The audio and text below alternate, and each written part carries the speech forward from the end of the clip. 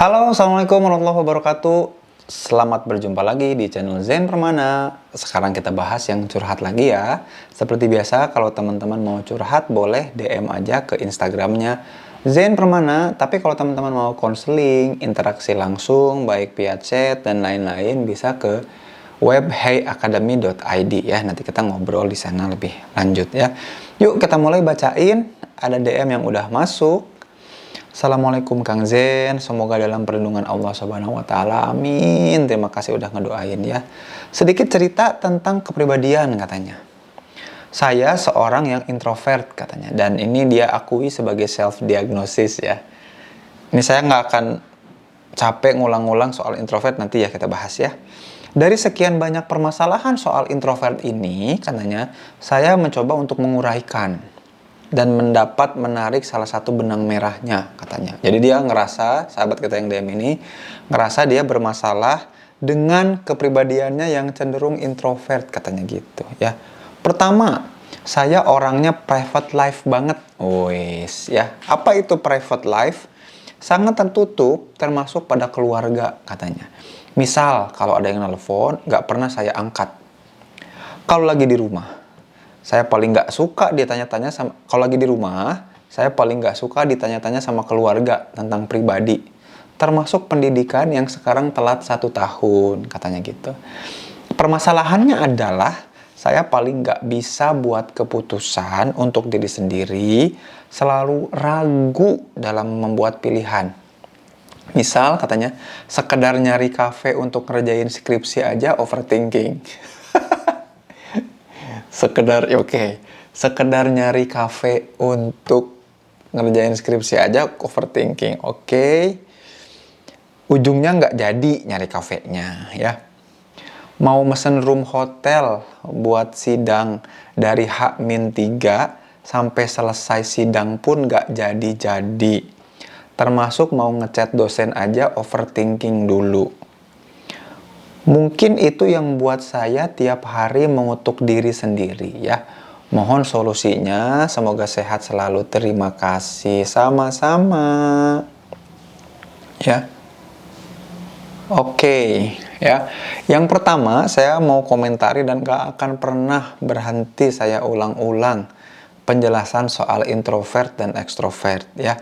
Jadi introvert itu adalah, jadi gini ya, introvert dan ekstrovert itu bukanlah pendiam versus cerewet atau supel, bukan pemalu versus orang yang riang dan mudah bergaul, bukan. Introvert dan ekstrovert itu awal teorinya untuk ngejelasin bahwa orang itu untuk mendapatkan energi dan ngecas dirinya ada dua tipe. Tipe pertama adalah orang-orang yang kalau ngecas diri, dia lebih milih untuk menyendiri ngecas dirinya. Ya, menyendiri, menyepi ke gunung. Walaupun orang itu riang, supel, suka bercanda, lucu, humoris. Tapi kalau dia kemudian butuh ngecas dirinya dengan cara menyendiri, butuh ngebangkitin energinya dengan cara naik gunung sendirian, pokoknya butuh waktu untuk menyendiri aja beberapa saat sebelum dia bisa berinteraksi lagi sama orang lain. Walaupun dia tipenya supel, cerewet, asik, easy going, itu tetap namanya introvert ya. Jadi introvert itu bukan pendiam, pemalu atau jadi seolah-olah gini, karakteristik buruk itu masuk ke satu kata yang disebut dengan introvert. Itu bukan kayak gitu, introvert itu bukan gitu ya. Jadi ketika sahabat kita bilang bahwa dia introvert, belum tentu dia itu betul-betul introvert ya. Itu yang pertama yang perlu dipahami dulu, dan saya nggak akan pernah berhenti ngulang-ngulang soal ini ya, untuk ngasih pemahaman yang barangkali mungkin ada yang baru-baru nonton baru-baru ini. Yang kedua, ekstrovert itu artinya kebalikan dari introvert. Berarti ada orang-orang yang dia ngecas energinya atau dapat energinya itu bukan dengan menyendiri, tapi dengan ketemu orang lain. Walaupun orang ini pendiam, walaupun orang ini pemalu, walaupun orang ini gak banyak bicara, tapi dia suka dapat energi ketika ngedenger orang lain ngobrol. Ketika datang ke kerumunan, dia jadi seger. Jadi dia senang jalan-jalan ngeliat orang, dianya mendiam. dianya nggak ngomong, dianya nggak ngapa-ngapain, tapi dia cuma nyimak aja dan dapat energi dari orang lain, dari aktivitasnya orang lain, dengan nonton orang lagi kerja, denger orang lagi ngobrol, dia dapat energi. Itu ekstrovert namanya. Jadi introversion sama extroversion itu sumber energi yang orang dapat untuk ngecas dirinya, untuk ngecas jiwanya. Teorinya bilang kayak gitu. Dengan definisi itu, saya juga pengen nanya lagi ke sahabat kita yang curhat. Apakah dengan definisi itu sahabat kita ini adalah seorang introvert? Kan belum tentu, ya. Jadi yang penting dari introversion dan extraversion adalah cara diri kita ngecas diri kita sendiri. Begitu ceritanya sahabatku, ya. Nah, lanjut lagi. Kalau ternyata, ya, jadi gini, tidak pernah gara-gara kepribadian orang itu tertutup. Tertutup tuh selalu karena pilihan, ya. Saya jarang mau cerita sama orang, ya karena memang nggak mau aja. Kalau kita tetap butuh untuk cerita. Tiap manusia itu butuh untuk sharing. Tapi ada orang yang kemudian bisa sharing banyak ke banyak orang. Ada juga yang enggak dan milih-milih. Boleh nggak? Boleh, dua-duanya sama-sama benar, gitu. Dan bahkan kecenderungan manusia itu memang sharing ke orang nggak lebih dari 2 atau 3. Maksimal 3 orang lah yang kenal betul secara private dan dekat. Jadi nggak cuman dia aja nih yang private life. Semua orang juga private life kok. Begitu, ya. Jadi jangan khawatir bahwa kemudian ini adalah bagian dari dampak akibat dari kepribadian yang introvert. Enggak juga. Semua orang juga butuh untuk eksplorasi dirinya. Makanya itulah saya nulis buku Saatnya Curhat dan Mengungkap Diri nih ya. Buat teman-teman yang belum bisa cek di Shopee ya.